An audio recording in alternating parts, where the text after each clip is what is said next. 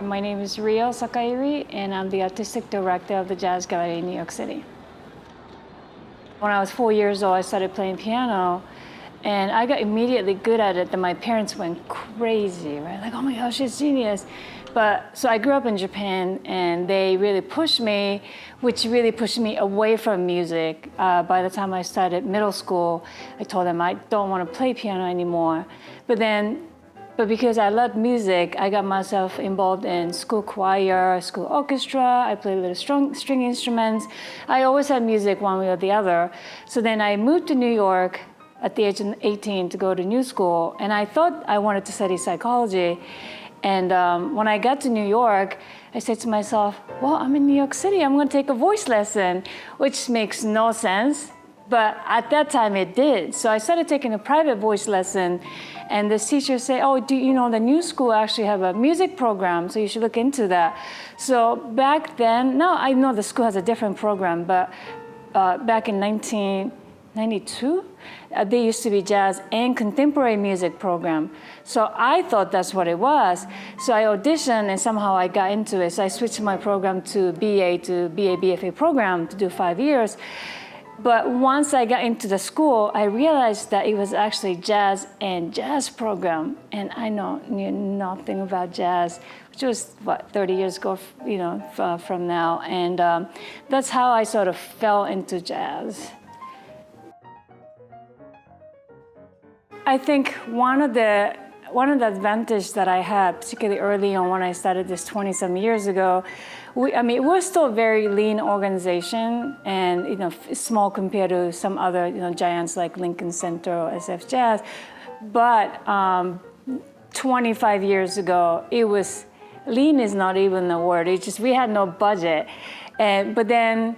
We were sort of underdog, and people were not paying attention to us, which actually gave me a lot of freedom to do whatever. And I think now we have been experiencing a lot of growth, which is great. But I also feel less of the freedom that I had when I started doing this. So I kind of miss that. But also, so we run as a not-for-profit, which is really helpful because not-for-profit. The purpose, we have a mission as an organization, and yes, we like to make a little bit of profit so that we can keep doing what we are doing, for the sustainability sake. But we're not. Bottom line is not the goal of the endeavor. Endeavor is to contribute to this music and provide the space for artists to really be themselves and learning about who they are and connect the audience to the process. Okay, I talk about this all the time, and I hope he's not mad at me, but when Miguel Senón first played at the Jazz Gallery back in '95, we had 19 people all night long. And this is right after he moved to the gallery. And if I run the club that are commercially operated, I would say, I really like you, but I can't have you back because I lost so much money tonight. But because we run as a not-for-profit, and I was able to take a long-term approach, we lost money today, but I think he has something special, and we're going to, stick with him.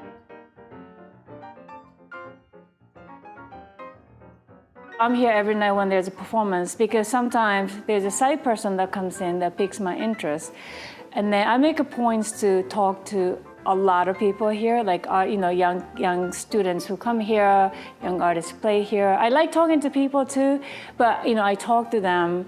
I try to go out and listen to music as much as I can. And sometimes I find people through, they send me an email with the video or audio. And someone like James Francis, when he first came to New York, I first booked him through this video he sent me. Quality wasn't great, but I thought he could be good. Who knows, And now he's playing with Pat Metheny and doing all the things. Wonderful things. And then sometimes, the older musician will say, hey, you need to check this person out. So it's really all about paying attention. There's no one way. There's always so many ways people can come to you. So just keeping my antenna up. And then I guess I enjoy that part of the work. So it doesn't particularly feel like work. I'm like, it's exciting. And you have to always remember nobody asked you to do this. you want to do this. Nobody owes you anything. So if, and then don't take it personally, because each artist, they have their own agenda. I have my own agenda. Judge Galli has its own agenda. And sometimes they cross paths and things could happen. But just because somebody's not hiring you or some venue is not hiring you, it's not a reflection on you as an artist. This is a very personal thing for everybody who's involved, and it's never personal.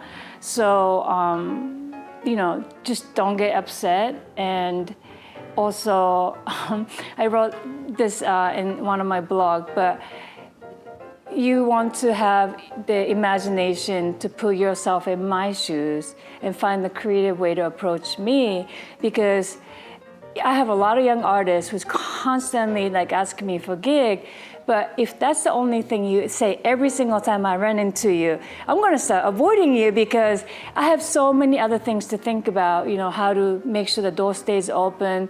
I want to feature older artists, young artists, I want to do sometimes you might fit into that, but there's only so much amount of money, so much amount of days. So I tell them to just be creative, be compassionate, be imaginative. And also, sometimes people ask me, what's the secret of success? Don't quit. It's really, the people are like, oh, that's such a cliche. But there's a reason why cliches exist, because it's really true. Don't quit. And sometimes it's not easy, but I've seen, people who are just hanging in there, and then one day, it's funny how things just takes, but you have to be in there for that to be you, for that thing to take you. And this is a kind of business that if the playing music itself gives you so much joy, regardless of how many people in the audience, go for it. When I hear your music, I want to feel like I'm talking to you, if that makes sense. I'm looking for people to be naked on stage, musically speaking.